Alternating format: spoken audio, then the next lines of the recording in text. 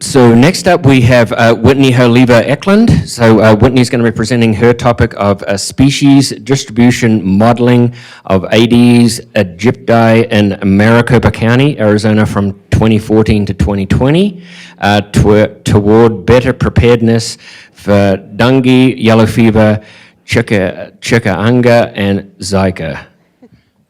Hopefully I got them all right.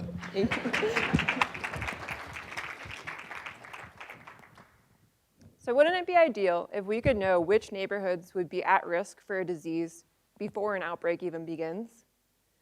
Well, in Maricopa County, Arizona, we have this opportunity by studying the distribution of the mosquito Aedes aegypti. This work's important because this mosquito transmits dengue, yellow fever, chikungunya, and Zika viruses, which wreak havoc around the world. Each year, these diseases affect hundreds of millions of people. They cause hundreds of thousands of deaths, and they cost billions of dollars. Sometimes these outbreaks are unexpected and severe, such as the South American Zika outbreak linked to microcephaly in 2015. Now, the risk of an outbreak in Maricopa County has greatly increased in recent years. Although this mosquito is generally suited to tropical areas, its range has been expanding globally, including into desert habitat of the American Southwest. However, at this point, very little is understood about how the mosquito is thriving in this habitat. And maybe the scariest thing about diseases spread by Aedes aegypti is that they can be transmitted from mosquitoes or humans to mosquitoes and then back to humans, meaning that just one infected traveler coming into the Phoenix area can set off a chain of events that leads to a major outbreak. Now, although Maricopa County has an extensive trapping program in place, traps just can't be placed everywhere, and we need a way to fill in the gaps in between traps and to evaluate trends in mosquito distribution. So this is where my research comes in.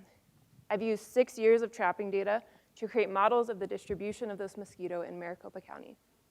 I split the trapping data into 25 quarters based on seasons, and then used vegetation, moisture, elevation, population density, and income as predictors to create 25 quarterly models.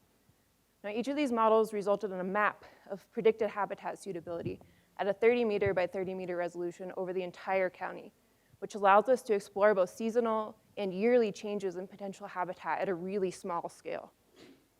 Now, predicted suitability was summarized in a number of ways to make this output more actionable, such as overlaying maps from all quarters to identify consistent core habitat, or summarizing suitability over larger areas such as zip codes to identify areas at higher potential risk, like what's shown here on the slide.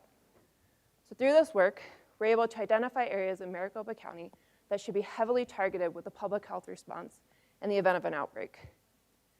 I think at this point in history, we're all pretty familiar with how disruptive an unexpected outbreak of disease can be.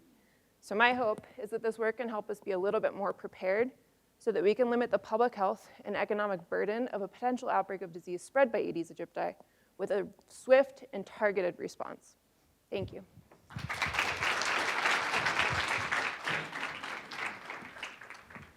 Whitney, how ever did you get started in this research?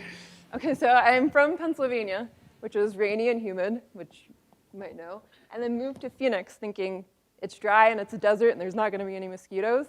And that was completely wrong. So I wanted to figure out what we're doing to create the habitat to allow mosquitoes to thrive in an area that they shouldn't really be.